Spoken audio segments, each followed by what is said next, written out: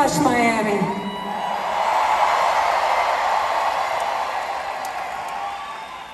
Mind if I have a sip of my beer? This is our last show here, as you know. I'm hoping it's going to be the best one.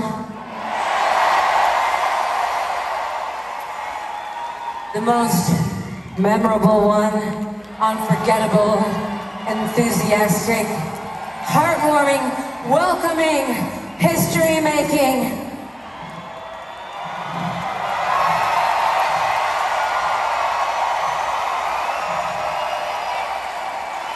Here's the question, Miami. Are you ready to take this ride? Wait! Now don't interrupt me. Leos don't like to be interrupted. Are you ready? Oh, I will spit on you, don't worry. Are you ready to take a ride with me? Because I'm about to tell you the story of my life, as much as I can fit into 2 hours and some change. The question is, can you handle it? Because I'm going to tell you the good and the bad, the ups and the downs, right? It's like I'm reading from pages of my journal, from my diary, which I have kept all my life. So every night, I tell a different story. Are you ready to hear something new?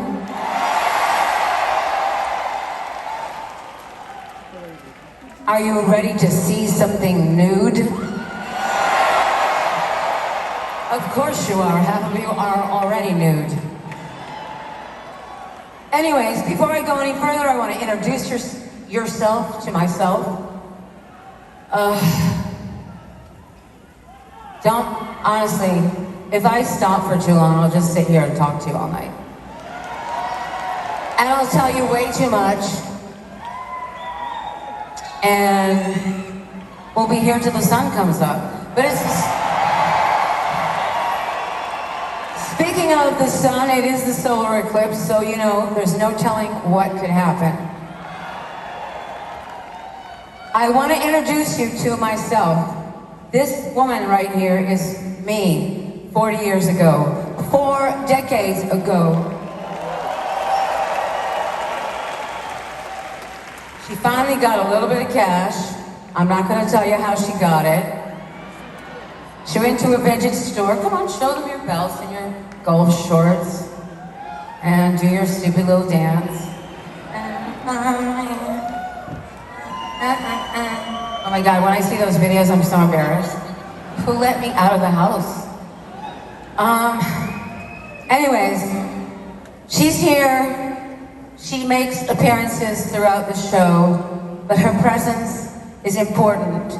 Her presence, not only in this show, but in my life, is important. Why? Why? Because we should and would not and must never forget where we come from. We all have had to struggle. My demographic goes through it. I know it. My fans, my audience, have had to suffer some form of discrimination or another and have had to fight for something. That's why you're here. That's why I'm here. We need each other. Thank you for your support for the last 40 years. She thanks you too, because now she can afford nicer clothes. Now sit down. Wait, let me give you.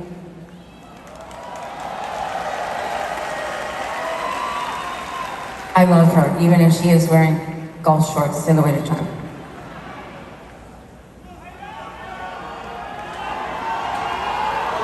We're not in Brazil yet, so stop speaking Portuguese to me.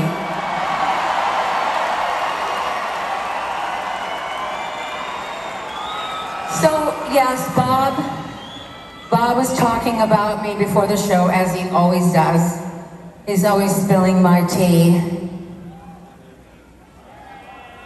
Yes. I think he's a little off in his dates, but it's okay because his hair, his wig is really hot, so he's not always thinking clearly. But he's right, I did come to New York with $35 in my pocket. And I did think that I was going to become a contemporary dancer in the likes of Martha Graham. I thought I was going to be the superstar modern dancer that was going to break down all the walls. And instead, I became a singer. Actually, the first thing I did was learn how to play the drums. And then I learned how to play guitar.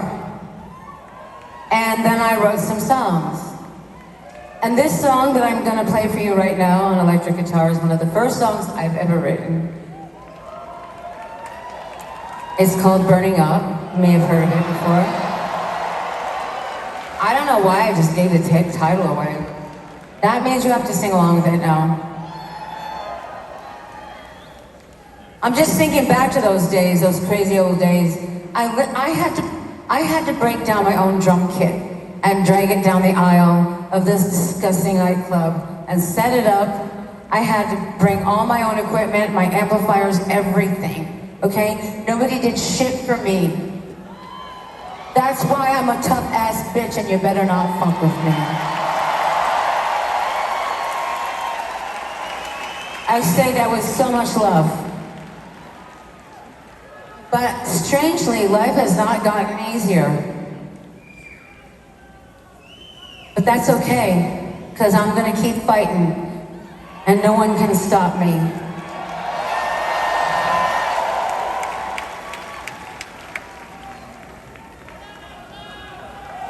The first time I ever performed this song was in a small, urine-flavored nightclub on the Lower East Side called CBGB's.